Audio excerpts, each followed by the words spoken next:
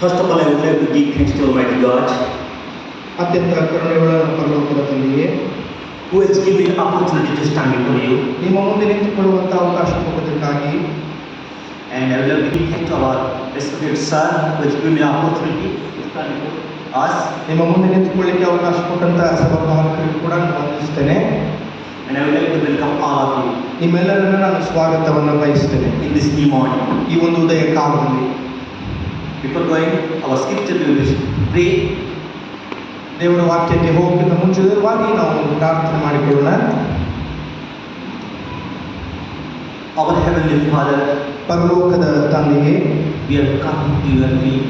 ನಿನ್ನ ಪಾದಗಳಿಗೆ ನಾವು ಬಂದಿದ್ದೇವೆ.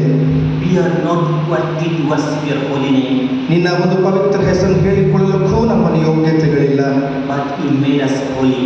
ನೀನು ನಮ್ಮನ್ನು ಪರಿಶುದ್ಧಗೊಳಿಸಿದಿ.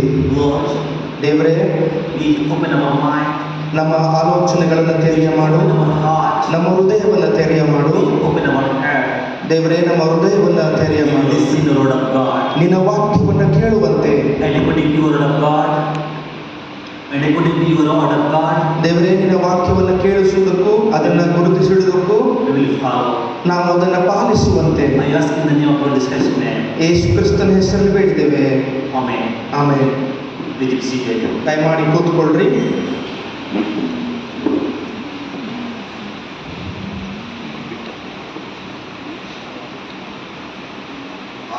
I would like to ask those who are out of church sitting, I am audible for them.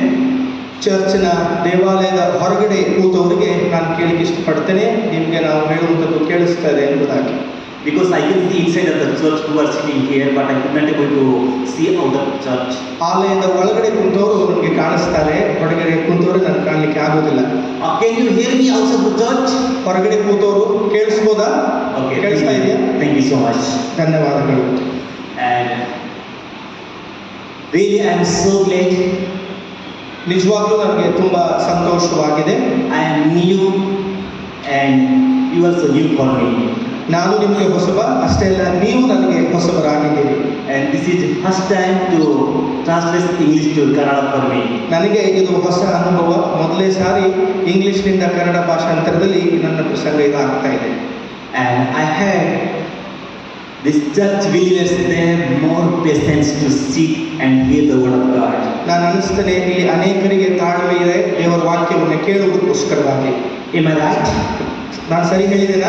Do you have patience? ನಿಮಗೆ ಆ ತಾಳ್ಮೆ ಇದೆಯಾ? Do you have? ಇದೆಯಾ? Yeah, according to psychology, I will understand. You have patience or not. ನಮಗೆ psychology ಮನೋವಿಜ್ಞಾನ ಕೂಡ ಅರ್ಥ ಆಗ್ತದೆ ನಿಮಗೆ ತಾಳ್ಮೆ ಇದೆ ಇಲ್ಲ ಎಂಬುದಾಗಿ. Because nowadays, no time to everyone. ಈಗಿನ ದಿವಸಗಳಲ್ಲಿ ಬಹಳ ಜನರಿಗೆ ಸಮಯ ಎನ್ನುವಂಥದ್ದು ಇಲ್ಲ. If we ask someone, brother, can you stay 1 minute or 5 minutes? He will say no time. ನಾವು ಕೇಳಿದ್ರೆ ಯಾರಾದರೂ ಒಂದು ತಾಸು ನೀವು ಇರ್ತೀರ, 5 ನಿಮಿಷ ಇರ್ತಾರೆ ಕೇಳುವಾಗ ನನಗೆ ಸಮಯ ಇಲ್ಲ ಎಂಬುದಾಗಿ ನಾವು ಹೇಳ್ತೇವೆ. Because we don't have time nowadays, so we so hurry. ನಮ್ಮ ಒಂದು ಜೀವಿತ ಇಷ್ಟು ಅವಸರದಲ್ಲಿ ಆಗಿದೆ ಎಂಬುದನ್ನು ನೋಡೋದಾದರೆ ನಮಗೆ ಸಮಯ ಅನ್ನುವಂಥದ್ದು ಇಲ್ಲ. Am I right? ನಾನು ಸರಿ ಹೇಳ್ತಾ ಇದ್ದೀನಾ? Because when I hear the news, our believers, they have more patience, more than 1 hour they will be sick. ನನಗೆ ಒಂದು ಸುದ್ದಿ ಕೇಳಿದೆ ನಾನು, ನಮ್ಮ ವಿಶ್ವಾಸಿಗಳು ಬಹಳ ನಂಬುವಂಥವರು ಮತ್ತು ತಾಳ್ಮೆಯುಳ್ಳವರಾಗಿದ್ದಾರೆ ಎಂಬುದಾಗಿ. I would like to say one time, ಒಂದು ಸಮಯದಲ್ಲಿ one family, husband and wife, they were. ಒಂದು ಕುಟುಂಬ, ಗಂಡ ಮತ್ತು ಹೆಂಡತಿ ಇದ್ದರು. They were living on small house. ಒಂದು ಚಿಕ್ಕದಾದಂಥ ಮನೆಯಲ್ಲಿ ಅವರು ವಾಸ ಮಾಡ್ತಾ ಇದ್ರು. And to living in this world, they opened one shop. ಅವರ ಒಂದು ಉದ್ಯೋಗವನ್ನು ಮಾಡುವುದಕ್ಕೋಸ್ಕರವಾಗಿ, ಈ ಲೋಕದಲ್ಲಿ ಬದುಕುವುದಕ್ಕೋಸ್ಕರವಾಗಿ ಒಂದು ಸಣ್ಣದಾದಂಥ ಅಂಗಡಿಯನ್ನು ಅವರು ಪ್ರಾರಂಭಿಸ್ತಾರೆ. And here I don't know in Karnataka, but in Orissa, most of the time ladies will be first in church. ಇಲ್ಲಿ ಒಡಿಸ್ಸಾದಲ್ಲಿ ನನಗೆ ಗೊತ್ತಿಲ್ಲ ಇಲ್ಲಿ ಹೇಗೆ ಅಂತೇಳಿ. ಒಡಿಸ್ಸಾದಲ್ಲಿ ಹೆಣ್ಣು ಮಕ್ಕಳು ಆಲಯಕ್ಕೆ ಪ್ರಥಮವಾಗಿ ಬರ್ತಾ ಇದ್ದಾರೆ, ಮೊದಲು ಬರ್ತಾರೆ. Here I don't know, ಇಲ್ಲಿಂದ ನನಗೆ ಗೊತ್ತಿಲ್ಲ. but in Orissa, girls, ladies will become first church and they will be seat. Orissa ಪ್ರಾಂತದಲ್ಲಿ ಸಭೆಗಳಿಗೆ ಮೊದಲು ಸ್ತ್ರೀಯರು ಬರ್ತಾರೆ, ಮೊದಲು ಅವರೇ ಕಾಣಿಸಿಕೊಳ್ತಾರೆ. And we will preach 2 hours also, they will sit. ನಾನು 2 ತಾಸು ಪ್ರಸಂಗ ಮಾಡಿದ್ರು ಅವರು ಕೂತ್ಕೊಂಡು ಕೇಳ್ತಾರೆ. And one day, ಒಂದು ದಿನ husband and wife, they quarrel each other to go the church. ಗಂಡ ಹೆಂಡತಿಯರು ಸಭೆಗೆ ಹೋಗುವುದಕ್ಕೋಸ್ಕರವಾಗಿ ಜಗಳವನ್ನು ಆಡ್ತಾರೆ. Wife says to husband, ಹೆಂಡತಿ ಗಂಡನಿಗೆ ಹೇಳ್ತಾಳೆ, always myself I am going church. ಯಾವಾಗಲೂ ನಾನೇ ಸಭೆಗೆ ಹೋಗ್ತಾ ಇದ್ದೇನೆ. In the year 52 week I am going church. ಇಡೀ ವರ್ಷ 52 ವಾರಗಳು ಕೂಡ ನಾನು ಸಭೆಗೆ ಹೋಗ್ತಾ ಇದ್ದೇನೆ. But in the year you are not going at once also. ಇಡೀ ವರ್ಷ ಒಂದು ವಾರವಾದರೂ ನೀನು ಸಭೆಗೆ ಹೋಗ್ತಾ ಇಲ್ಲ. God is giving to us new life, new day for us. ದೇವರು ನಮಗೆ ಹೊಸ ಜೀವನವನ್ನ, ಹೊಸ ದಿವಸವನ್ನ ಕೊಡ್ತಾ We ಇದ್ದಾನೆ. will go and worship the Lord. ನಾವು ಹೋಗಿ ದೇವರನ್ನು ಆರಾಧನೆ ಮಾಡಿಕೊಳ್ಳೋಣ. But you are not interested to go the church. ನೀನು ಸಭೆಗೆ ಬರಲು ಆಸಕ್ತನಾಗೇ ಇಲ್ಲ. And one day decide wife. ಒಂದು ದಿವಸ ಹೆಂಡತಿ ಒಂದು ತೀರ್ಮಾನಕ್ಕೆ ಬರ್ತಾಳೆ, you go the church. ನಾವು ಸಭೆಗೆ ಹೋಗೋಣ. I will be open shop. ನಾನು ಅಂಗಡಿಯನ್ನು ತೆಗಿತೇನೆ. Because ಯಾಕೆಂದ್ರೆ Sunday will be holiday. ಯಾಕಂದ್ರೆ ಭಾನುವಾರ ರಜೆ ಇರ್ತದೆ. They will sell more things. ಅಲ್ಲಿ ಅವತ್ತು ತುಂಬಾ ವ್ಯಾಪಾರ ಆಗ್ತದೆ. Husband says, ಗಂಡ ಹೇಳ್ತಾನೆ, if I go the church, ನಾನು ಸಭೆಗೆ ಹೋದರೆ what we are selling in Sunday, ನಾವು ಭಾನುವಾರದಲ್ಲಿ ಏನು ವ್ಯಾಪಾರ ಮಾಡ್ತೇವೆ will be loss for us. ಅದು ನಮಗೆ ನುಕ್ಸಾನ ಆಗ್ತದೆ. How we can survive our life? ನಾವು ಹೇಗೆ ನಮ್ಮ ಜೀವನವನ್ನು ಬದುಕಿಸಿಕೊಳ್ಳಬಹುದು? But wife not agree the things. ಹೆಂಡತಿ ಯಾವುದೇ ಕಾರಣಕ್ಕೂ ಅದಕ್ಕೆ ಹೋಗಲಿಲ್ಲ. ಅವಳು ಹೇಳ್ತಾ ಇದ್ದಾಳೆ, anyhow, ಏನೇ ಆಗಲಿ you go the church. ನೀನು ಸಭೆಗೆ ಹೋಗು, I will display the shop. ನಾನು ಅಂಗಡಿಯನ್ನು ನೋಡಿಕೊಳ್ತೇನೆ. And ಆಗಾದ್ಮೇಲೆ husband, ಗಂಡ he bound to come the church. ಸಭೆಗೆ ಹೋಗ್ಲಿಕ್ಕೆ ಸಿದ್ಧನಾಗ್ತಾನೆ. Not willing to come, ಮನಸ್ಸಿಲ್ಲ ಹೋಗ್ಲಿಕ್ಕೆ, but forcefully ಒತ್ತಾಯಪೂರ್ವಕವಾಗಿ came the church. ಸಭೆಗೆ ಬರ್ತಾ ಇದ್ದಾನೆ. And one thing I would like to say, ಒಂದು ವಿಷಯ ನಾನು ಹೇಳಲಿಕ್ಕೆ ಇಷ್ಟಪಡ್ತೇನೆ. this is a beautiful place to sleep. ಇದು ಒಂದು ಸುಂದರವಾದಂತ ಸ್ಥಳ ಆಗಿದೆ. Am I right? ನೀವು ಹೋಗ್ತೀರಾ? You can stay there and feel you will not get drowsy.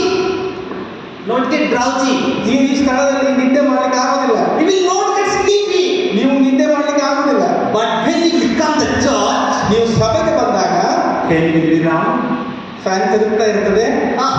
Nice will sleep here. ಒಳ್ಳೆ ನಿದ್ದೆ ಬರ್ತದೆ. You can see the dream. ನೀವು ಇವನ್ ಕನಸುಗಳನ್ನು ಕೂಡ ಕಾಣ್ತೀರಿ. More than Joseph. ಜೋಸೆಫನಿಗಿಂತ ಹೆಚ್ಚಿನ ಕನಸುಗಳನ್ನು ಕಾಣ್ತೀರಿ. More than Jacob. ಯಾಕೋಬನಿಗಿಂತ ಕನಸುಗಳನ್ನು You can see ಕಾಣ್ತೀರಿ. the dream here. ನೀವು ಅಷ್ಟು ಕನಸುಗಳನ್ನು ಇಲ್ಲಿ ಕಾಣಬಹುದು. My dear friends, ನನ್ನ ಪ್ರಿಯ ಸ್ನೇಹಿತರೆ, I hope ನಾನು ಅನ್ಕೊಳ್ತೇನೆ you will not sleep. ನೀವು ಮಲ್ಕೊಳ್ಳೋದಿಲ್ಲ ಎಂಬುದಾಗಿ. And ಆಮೇಲೆ that husband came. ಪತಿ ಬರ್ತಾ ಇದ್ದಾನೆ. ಗಂಡ See, ನೋಡು, when newly one person will become the church, ನೋಡ್ರಿ, ಹೊಸ ಒಬ್ಬ ವ್ಯಕ್ತಿ ಆ ಚರ್ಚಿಗೆ ಅಥವಾ ಸಭೆಗೆ ಬರ್ತಾ ಇದ್ದಾನೆ ಎಂಬುದಾಗಿ ನೋಡೋದಾದ್ರೆ he will be afraid or not? He will fear or not? ಅವನು ಹೆದರ್ತಾನೋ ಇಲ್ಲೋ? He will fear not? ಅವನು ಭಯ ಪಡ್ತಾನಲ್ಲ? Am I right? ಸರಿಯಾ? He will fear. ಅವನಿಗೆ ಸ್ವಲ್ಪ ಭಯ. And he was standing out of the gate. ಅವನು ಆ ಸಭೆಯ ಹೊರಗಡೆ ಬಾಗಿಲ ಹತ್ರ ನಿಂತುಕೊಂಡಿದ್ದ. And like our respected pastors are, ನಮ್ಮ ಸಭಾಪಾಲಕರು ಹೇಳಿದ್ರು, like that when he saw him, ಸಭಾಪಾಲಕರು ಅವರನ್ನ ನೋಡಿದಾಗ ಅವ್ರು ಹೇಳ್ತಾ ಇದ್ದಾರೆ, come, ಬಾ ಬಾ ಎಂಬುದಾಗಿ. and he came into the church. ಅವನು ಆ ಪ್ರಿಯ ಗಂಡ ಸಭೆ ಒಳಗಡೆ ಬರ್ತಾ ಇದ್ದಾನೆ. After, ಅದಾದ ನಂತರ like that preaching going on, ಹಾಗೆ ಆರಾಧನೆ ಮತ್ತು ಪ್ರಸಂಗ ಪ್ರಾರಂಭವಾಗ್ತಾ ಇದೆ. ceremony is going on, ಪ್ರಸಂಗ ಕೂಡ ನಡೀತಾ ಇದೆ. I told no, ನಾನು ಹೇಳಿದ್ನಲ್ಲ, that fellow slept.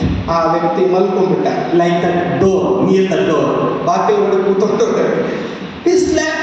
ಅವನು ಮಲಗಿದ. He dream also. ಅಲ್ಲಿ ಕನಸುಗಳು ಬೆಳಗ್ಗೆ ಪ್ರಾರಂಭವಾದವು. Sermon finished, ಪ್ರಸಂಗ ಮುಗಿತು. and like that a little is going on, no?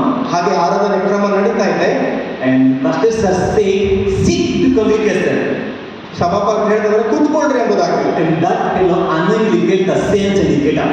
ಆ ವ್ಯಕ್ತಿ ಸಡನ್ಲಿ ಎದ್ದು ನಿಂತ್ಕೊಳ್ತಾ ಇದ್ದಾನೆ. And pastors are saying, sit, sit. ಸಭಾಪಾಲಕ ಹೇಳ್ತಾರೆ ಕೂತ್ಕೋ ಎಂಬುದಾಗಿ. First, Reverend said, come. ಸಭಾಪಾಲಕರು ಮೊದಲು ಹೇಳಿದರು ಬಾ ಎಂಬುದಾಗಿ. Second word, ಎರಡನೇ ಮಾತು sit.